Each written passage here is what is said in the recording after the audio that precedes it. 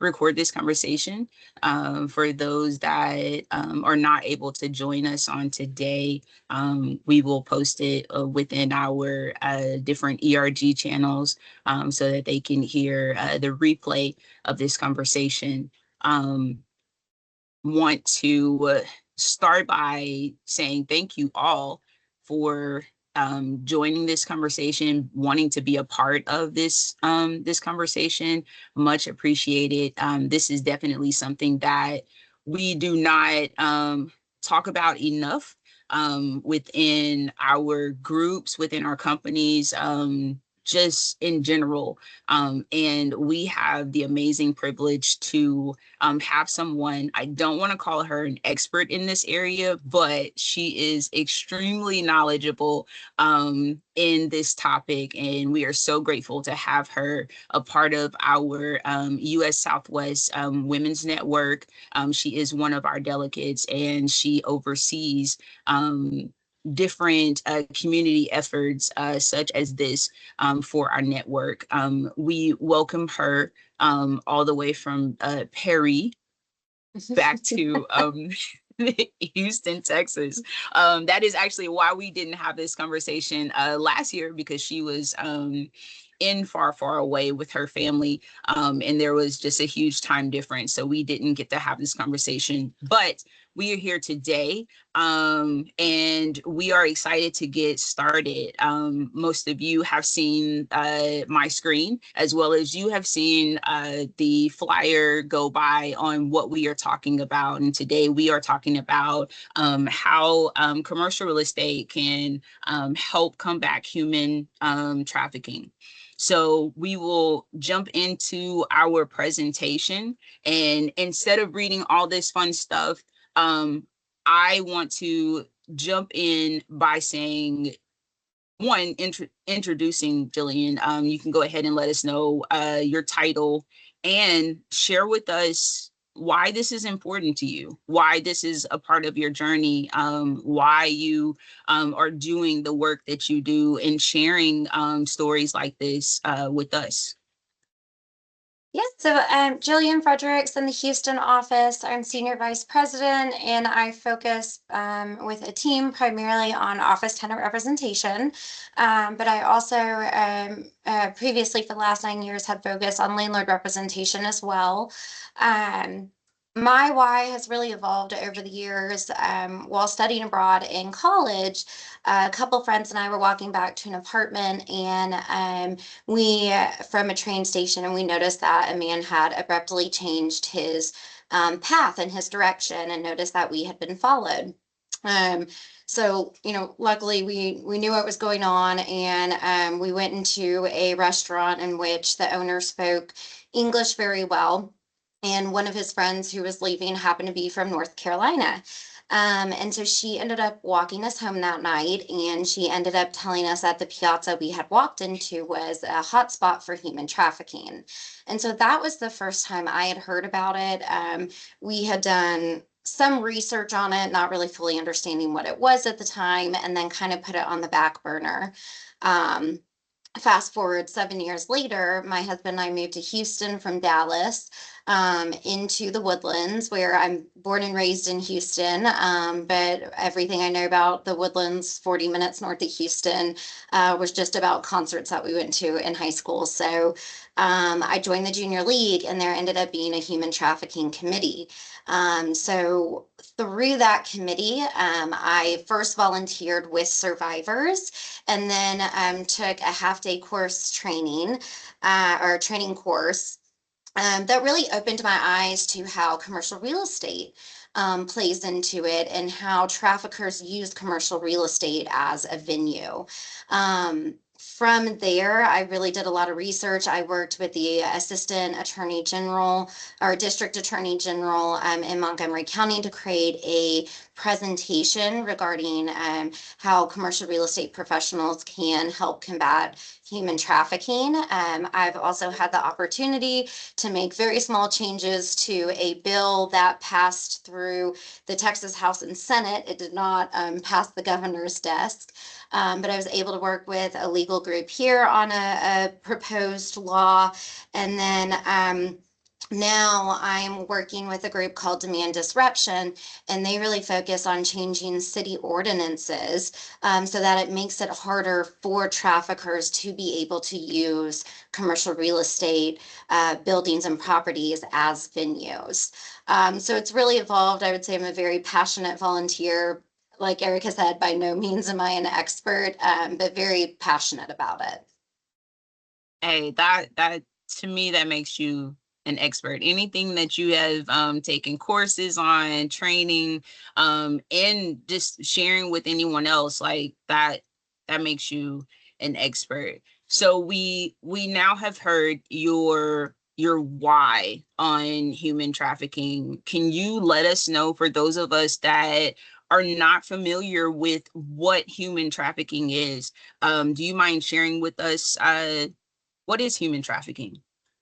Yeah, so US defines it very simply as it's the use of force, fraud, and coercion to compel a person into either commercial sex acts or labor against their will.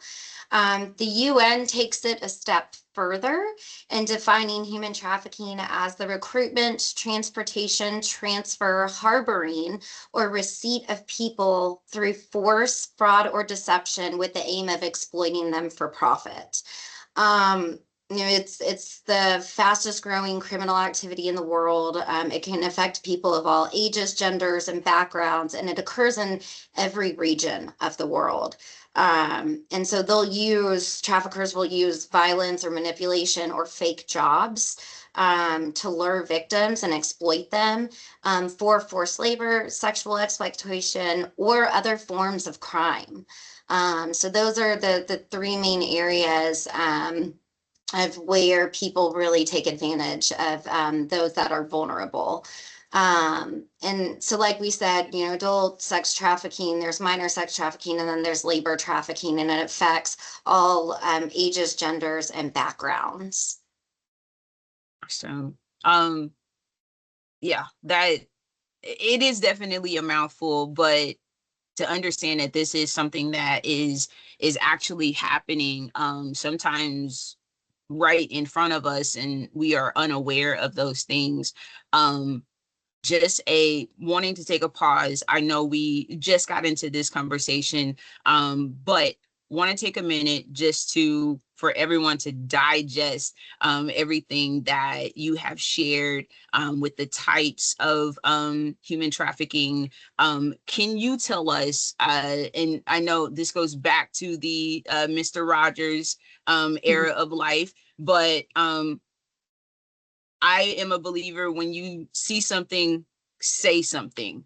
How are we able to communicate if we see something that we feel is not right, whether it is in a grocery store, in a parking lot, or at one of the offices that we're at? We have a lot of commercial real estate that we have a lot of property managers within our company. We have a lot of tenant reps within our company.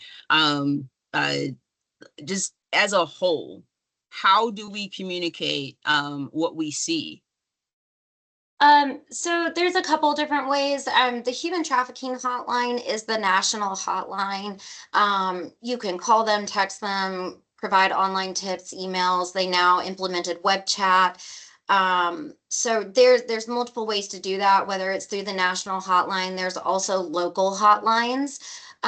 So some of those numbers have actually dipped a little bit there was a really high peak in 2020 of 50,000 signals and tips to I think like 36 this past year. But some of that too is because there are other local organizations that now have their own hotline. So while cases are still increasing, there's multiple different hotlines. The national one is the main one. That's also where they provide a lot of statistics.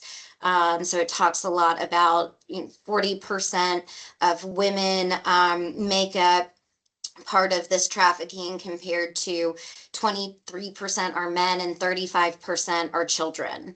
And so they provide a lot of the statistics based on all of the calls that they receive.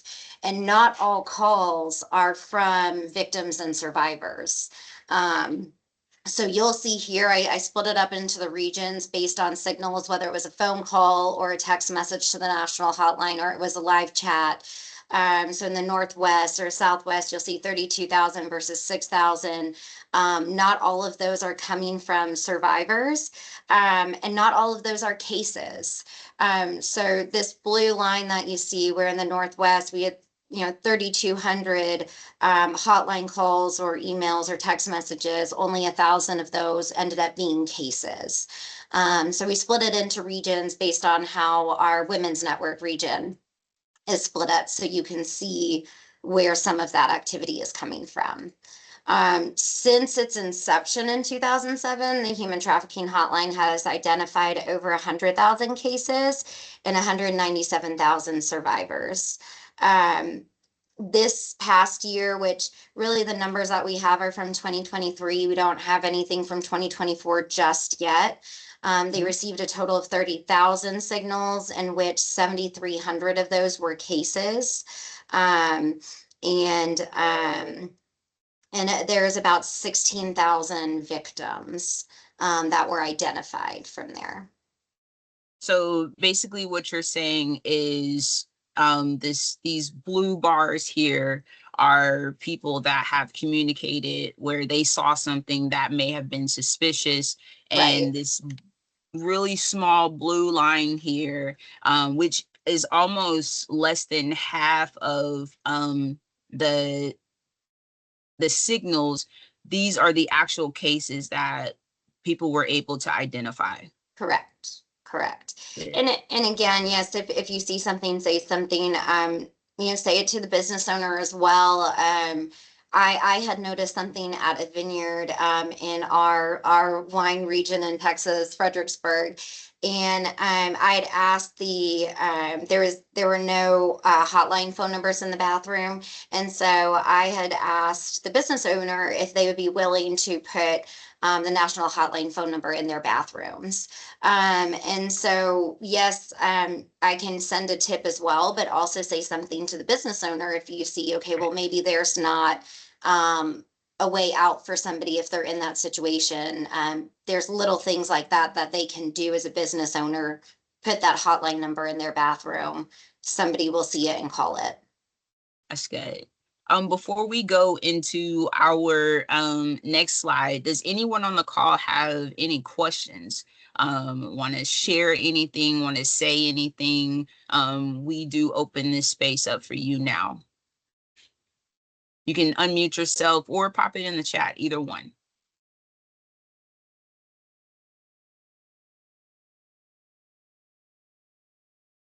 All right. Well, we Oh, will roll sorry. I on. had a Oh, quick question. oh, go ahead. Yeah.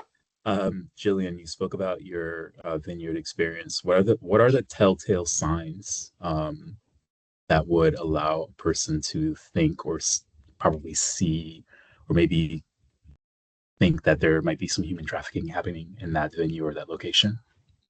Yeah, so we're gonna get into that. We have a whole slide on the property side of it. I've been able to take a lot of training courses. So the one that I had noticed recently was just a mix of young women. They all had very high-end purses, but you could tell they weren't they didn't all know each other, and the man that was at the table would take one off and go and talk to them and everything like that. And there's just different body languages as you learn as you take these training courses, and certain things, like they all had Louis Vuitton massive bags, and they all came from different walks of life, so that was probably their gift that they might have received. So there's little things as you really start to dig into it and learn from the experts, of noticing something in plain sight. In regards to the commercial side of it, that's something that we're about to really start to get into, of how you can tell on the commercial real estate side how a trafficker is using your venue or using your property as a venue. Great, great question, Eli. Great. And as she said, commercial venues. These all look like familiar places, but this is the hiding in plain sight that she was speaking of. Jillian, tell us a little bit about this slide.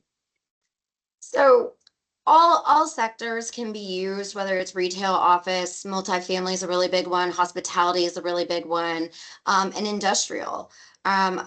We have a couple of pretty I would say the main venues used, massage parlors are the biggest ones, nail salons on your labor trafficking is a really big one. Some of these are geographic. Cantinas are usually used near a port, specifically in the Houston area. Hotels are a really big one.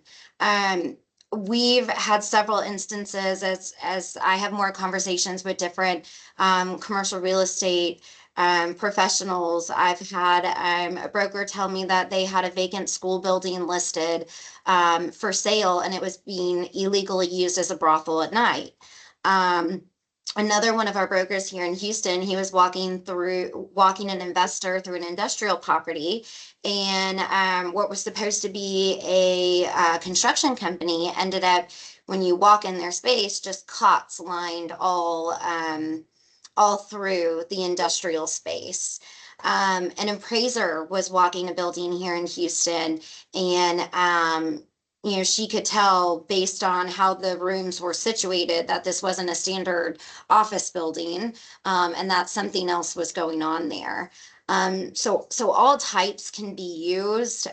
Retail is a really big one. Multifamily and hospitality are probably the biggest ones. Industrial is really starting to be used more as, okay, if I have 15 people that are in labor trafficking at the nail salon, I'm busing them to and from that industrial property, and that's where I'm housing them. So industrial's really become a place to house all of the victims. Unbelievable. Again, I'm sure we have all seen these signs at different areas, not even thinking anything of it, but it's actually, like we keep saying, an operation that is hiding in plain sight. Right. Tell us about. Yeah, illicit massage businesses are probably the biggest offender right now. It was really interesting. I was talking to one of the organizations that I work with, and there's been a really big increase in West Texas for illicit massage businesses, so much that we might have 300 operating in Houston, and they almost have the exact same amount in West Texas right now. And you're thinking Odessa in Midland. And so it's a little scary of like where they all pop up. But with illicit massage businesses, neither states nor federal government require people setting up companies to include the name of the actual owner of the business in the registration paperwork. And so that's how they get around this. And so it really depends on what jurisdiction you're in. But sometimes the owner's name is left blank. Sometimes it's filled in with a name of a registered agent, or someone else is to be paid and using that as a front. And then another time it's registered under a shell company. And so there's several ways to get around it. Most are unlicensed. And again, it just depends on where you are as to whether the government, and whether it's a local government or state government, requiring a massage business to be unlicensed. I will say they're always one step ahead, and they're now getting licensed, but still operating as an illicit business. And typically those are paired with a non-massage venue. So they'll have a nail salon or a restaurant. And so you have two businesses, the labor side of it and the sex side of it, working together on it. There has been legislation pending since 2018 that's been introduced. I know that there hasn't been a lot of progress made, and some keep popping up. But these are some recommendations from Polaris. Polaris is another really good website to really educate yourself. And they look on more of the legislation side of it. So they're wanting to require businesses to register official operators and primary owners. That would be a huge help in being able to go after the person, the trafficker who's operating it, requiring entities to file annual reports on beneficial owners. And it's really trying to hone in and focus on who is the person operating.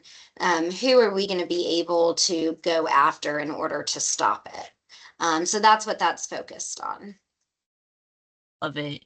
I know in prepping for this conversation, you also shared that Polaris is a knowledgeable site to get information that is that has facts. Because you also shared that sometimes people that are reporting information on human trafficking may not always be accurate, but Polaris is one of the sites that provide accurate information and details. Yes, yeah, you have to be really careful because there's a lot of organizations who mean well, but then they share misinformation.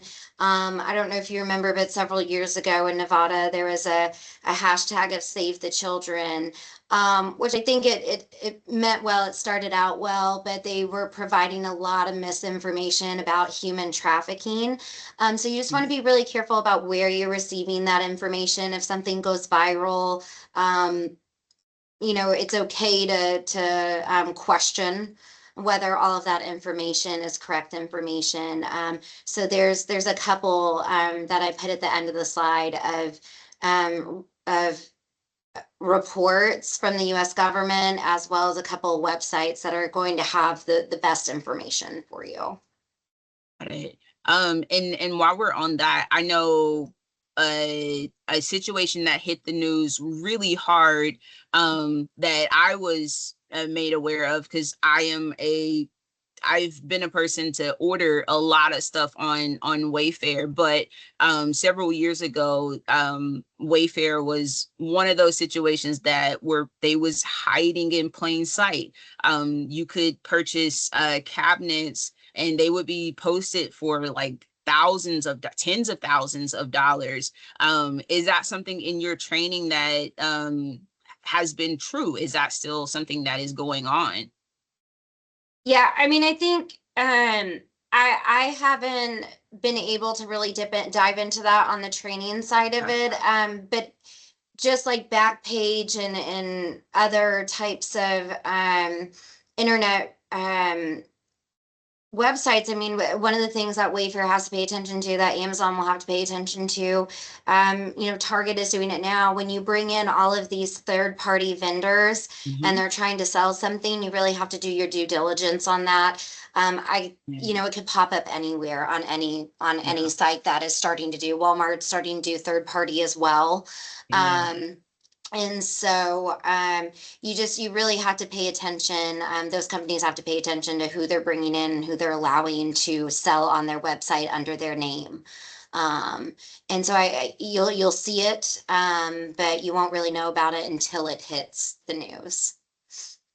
Yeah, that's crazy that we have to do our checks and balances like that. But I think that that is with anything that we do when ordering online and supporting an online business.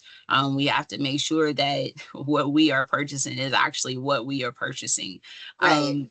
So this is a part of the conversation. And this is why I love having these conversations with you, because even in your slides and your homework, you do there's always an action in our conversations. So very clear here, how can the commercial real estate community help caution, stop, protect situations that are happening like this? Yes, so one of the biggest things is educating yourself and then educating if you're representing landlords, educating those landlords on what could possibly happen within their property, and then educating other real estate professionals. Knowing your state laws and your city ordinances, using aggressive lease language, and knowing the warning signs of a business. And and also helping with those state and local laws. So Children at Risk in Texas and Houston specifically, they're committed to improving a lot of the laws in Texas around human trafficking. And so that was an organization that I had got involved with. And they're having their meeting right now, because on the 30th we go to the Capitol and we lay out all the laws that, we would like to see passed, to really help end human trafficking, and help survivors as well. So getting involved with your state and local laws, but knowing them is super important, and then educating landlords and yourself and how to identify something. And this is on the, as we discussed, this is on the criminal and the civil aspect of Right. things. Right. So there's several different ways that survivors can now pursue their traffickers. But it also, if it's being if the act is being done at a venue, they can now pursue those owners and those landlords. And so the landlords have liabilities and exposures, and to know what would happen to your client in that state is super important, so that when you are looking at signing a lease, if it's a massage business or a spa, have you done the due diligence to provide your landlord all the information before they sign a lease with a spa or massage business? In Texas, a human trafficking survivor had filed a pretty groundbreaking lawsuit against Backpage. And in that lawsuit, the survivor had the right to sue all parties involved in her exploitation. It was at a truck stop and hotels. And so she was able to sue the hotels and the truck stop because those were knowingly benefiting from the trafficking and exploitation of that person, of that survivor. So in Texas, a survivor can sue a property owner if the act happened on their property. So again, knowing your laws and informing your landlord, and doing the best that you can do before you sign a lease is pretty important. Wow. That is truck stops. So my family, my grandfather actually owned a trucking business, and he would always talk about women at truck stops, and Mhm. they were almost assigned to those truck stops. Like he said, every truck stop he would go to in this particular area, it was the same group of women that was there. And when we started having this conversation, I believe in 22, that came to mind. I'm like, they probably didn't even want to be there. They were probably being trafficked then, and just nobody knew because it wasn't popular like that during that time. Wow. And you have a question. Hi there, thanks. Hey, Jillian, good to see you Mhm. again. Yes. Well, I'm just wondering, so I think it makes sense to most of us on this call why this is logical to put these safeguards in place and stop these businesses from operating.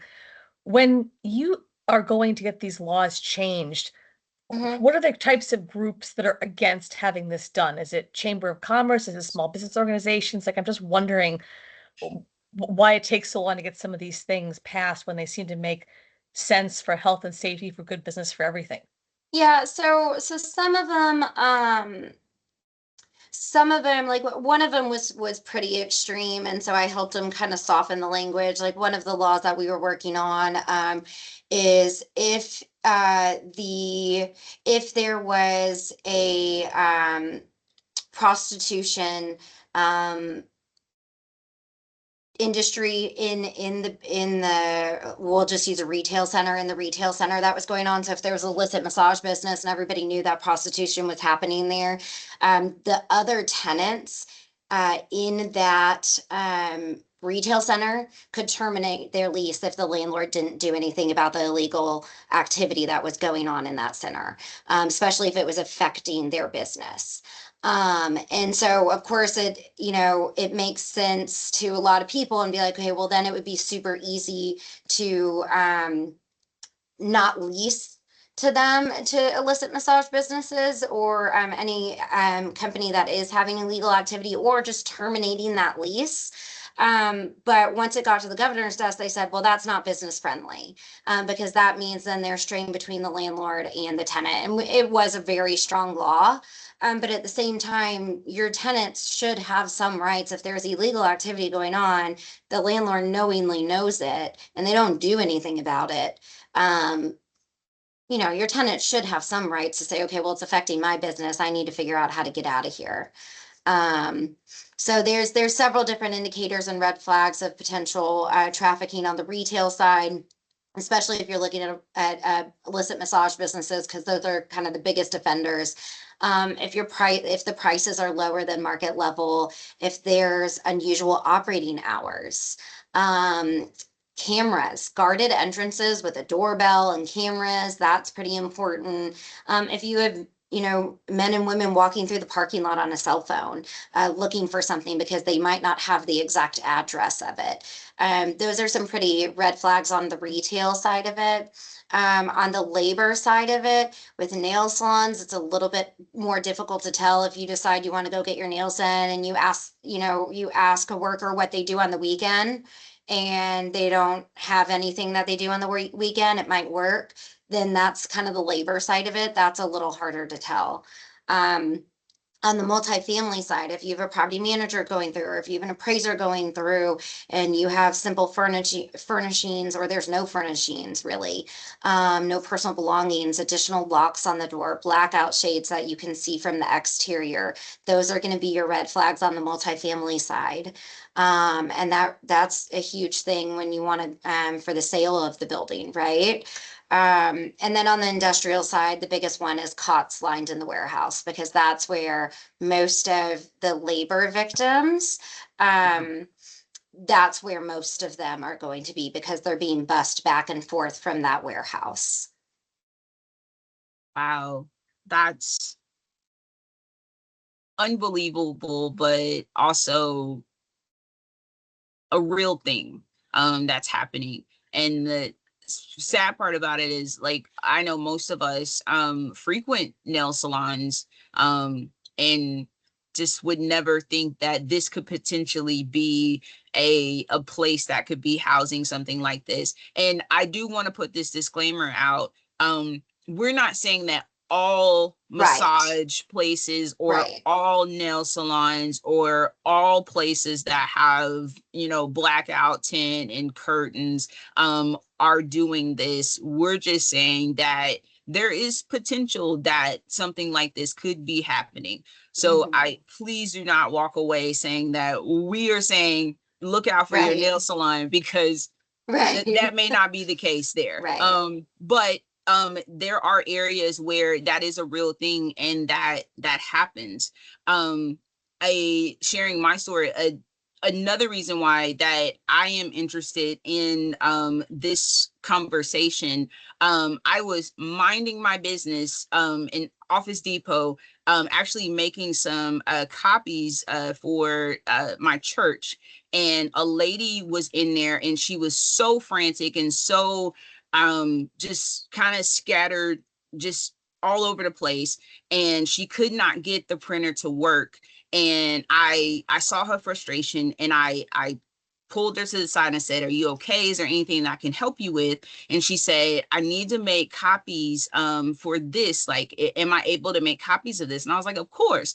And I looked at it, and it was a picture of a 13-year-old girl that had been missing for, at that particular time, 11 days. And I said, oh my God, like I pray that she is okay. That was the first thing that came to mind. The lady completely teared up and said, this is my daughter. She said that she had been missing, and it was completely out of her character to run away or leave. And she said that that was the first thing that the police had said, that, you know, because she was a in that age range where children run away from home because they don't get what they want. They really kind of did not pay attention to the fact that her daughter had been missing for this long period of time.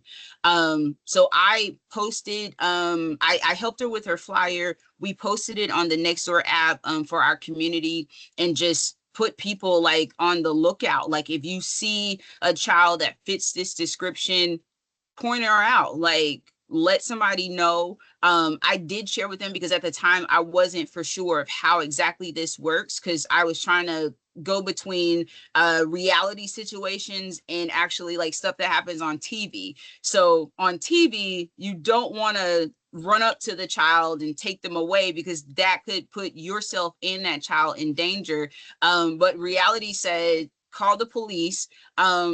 Try to stay in that area and, you know, watch them, so that if they do try to leave, you can alert the authorities of which direction they're going.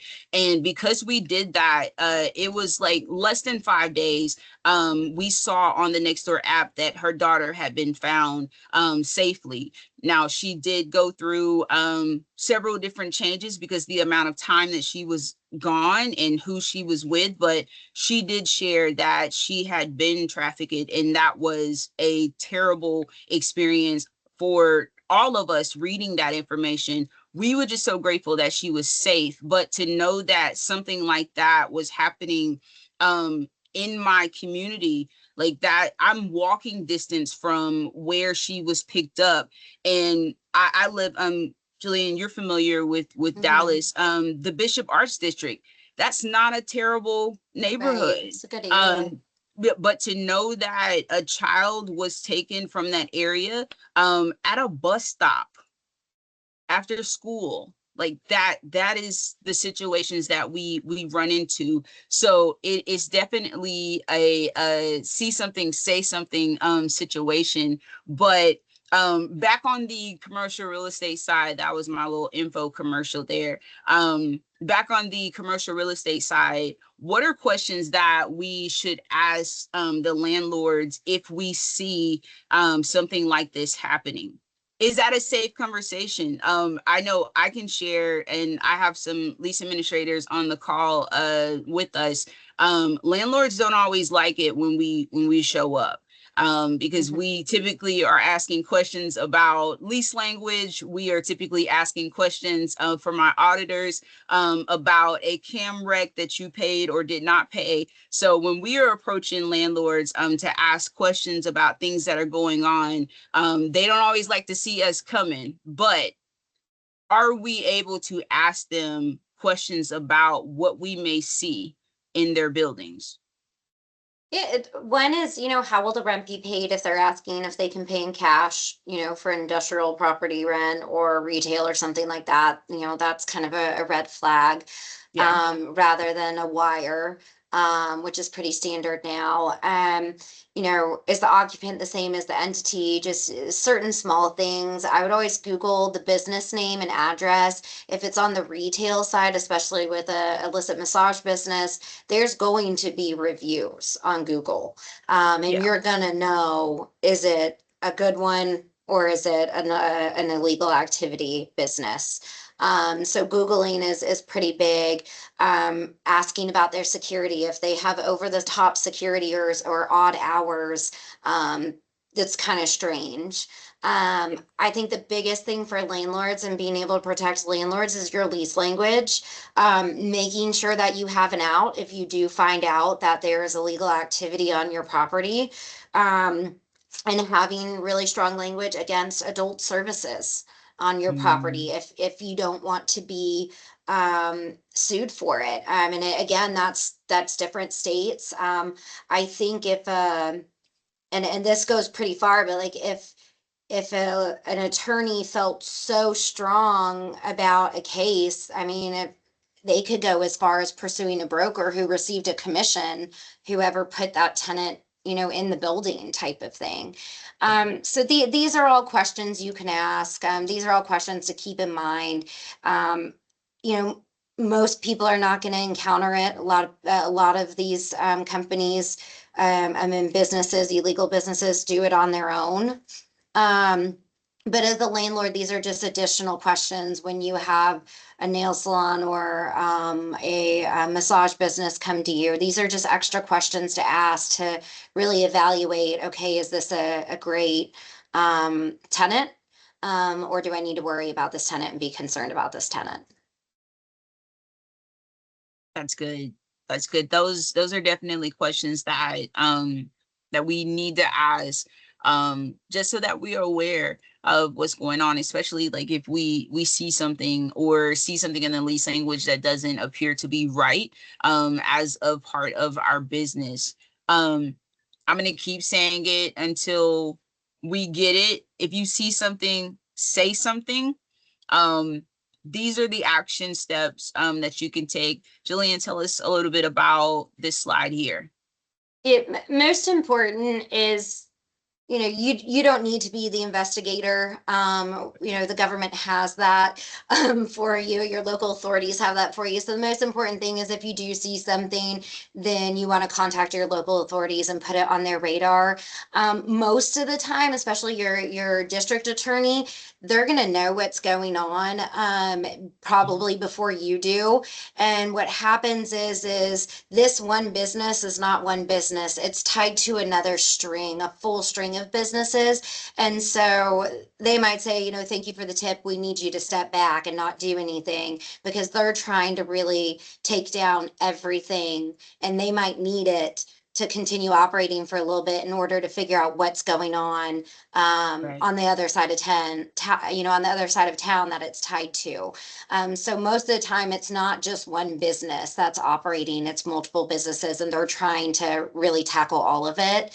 But the most important is to contact your local authorities. We were doing something in Montgomery County, and one of the brokers said, I know this tenant is not operating on what they say they're supposed to be. And so the most important thing we said is, okay, well then just call the district attorney. Right. Don't act like you are a local authority. And then also, if you do notice something, contact your client's attorney. We had but before WeWork, more of your Regis style, we had a single operator, and there was an issue with one of her tenants in one of our office buildings. And once we actually took it over, we ended up terminating that lease because we didn't know if she was an actual massage therapist or if something else was going on. And that ended up happening to one of our lease advisors, our leasing agents. The keys were in the door, and he accidentally, walked in and saw something that he didn't think was right. And so it happens in office as well when you have companies that have their own type of Regis or WeWork. You have to pay attention to those. But the most important thing was, okay, contact your local authorities, contact your client's attorneys if you see something, and then decide whether you terminate that lease or not. Mouthful. Yeah. And then these are just ways to get involved if you'd like to get involved or educate yourself. Again, the Colliers Project and the Human Trafficking Hotline have a ton of information. All of these are links that we can send out, but the U.S. Department of State did just come out with their 2024 report, as well as the Bureau of Justice. So the Bureau of Justice really reports on the offender side of it. And what the statistics are on, there were about 7,000 men and women that were convicted this year in 2023, and that was up 28% from 2020. So the local authority side of it is trying to really focus on how do we pursue the traffickers and the offenders. and how do we get to the people who are running the businesses. And so that's a big increase jump to be able to say, okay, well, there was a 20% increase in finding who the offender is and pursuing the offender and prosecuting. So the Bureau of Justice reports more on the offenders and the traffickers, whereas the Department of State Trafficking in Persons reports on the survivors. And then you Right. also have the UN side of it. Again, it is happening in every single region of the world. And so the UN pulls together a global report. And their website also, their website, Violence Against Children, provides a ton of information. And then volunteering in your community, there's a directory with the National Human Trafficking Hotline. And so those that have been sifted through the National Human Trafficking Hotline, you can type in your address or your zip code and it'll pull up certain organizations that you can look to get involved with. Look for a task force, look for anyone that solely focuses on legislation for combating human trafficking and violence against children. And then looking for a business partnership in Texas, we have a prevention business partnership program. And then looking to your attorney general as well. They're going to know all of the organizations that are solid organizations for you to learn from and to work with. Love it. So basically you are saying we have a part to play in stopping this. And this, I'm saying this because I know that we have some people that do not work in the commercial real estate field, as I'll call you civilians. You do have a part to play in this as well. My first thought, so Scott and Laverne, tell Jen she cannot bring out her whiteboard to do an investigation on if she sees someone that might be in trouble. That is not the safe thing to do. Right. But definitely contact the authorities in your area, or any of these organizations that Jillian has listed. And also this will be shared at the end of the in your recap email that we'll send out, so that you're aware of what you can do in your community, what is offered in your community. And some of these are not just local organizations, correct? They are things that you can go search on regardless of what area you're in. Is that correct? Okay. Yes, yeah. Most, especially the educational websites, those are all national. Volunteering in your community, these are just things to look for in your community. But the National Human Trafficking Hotline directory has kind of already sifted through that for you. Yes. But yes, to Erica's point is like when I was sitting down with the appraiser and she was telling me like, no, I knew that was going on, but I didn't know what to do. Most important is contact your attorney general, contact the police, because she didn't do anything about it because she didn't know what, at the time she didn't know what to do. She didn't know that calling the police and your attorney general would actually make a difference. And so there's a lot of people behind the scenes that are working on this, that might already know about it, but the more information they have, an appraiser might be able to give them information if somebody from the police can't get into that building. Same with property management. Property management can play a huge part. The advisory part of it, any of the brokers can play a huge part in it. And it's, again, if you see something, make the phone call. Don't sit on it and walk away and hope somebody else makes the phone call. Absolutely. And then also protect your clients. That's super important as well. Educate your clients, make sure they have the right lease language, make sure your tenants are protected as well. Especially on the retail side, but also protect your clients by knowing the information. Absolutely. This has been extremely informative, as I knew that it was going to be. We are opening this up now again for questions. If anyone has any questions they would like to unmute themselves and share, or if you want to pop your question in the chat and we can read it aloud for you, or if you just have any comments. I know Scott, myself, and Jillian, we were kind of talking before the call about something that he had shared in his community. If you've noticed something like this and you just want to share, let us know. Unmute yourself, ask your question, share your feedback and your thoughts.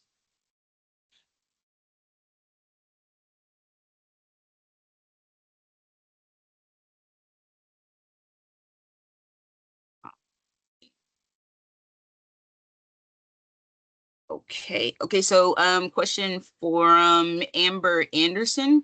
Does Colliers have any broker policies in place related to human trafficking reporting? Not that I know of. I don't think we have any policies. A lot of this was just to kind of create awareness. January is Human Trafficking Awareness Month.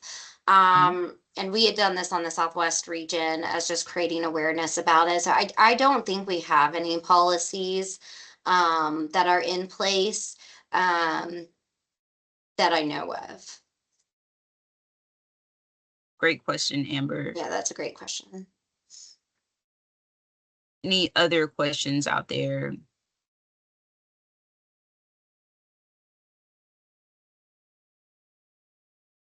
All right.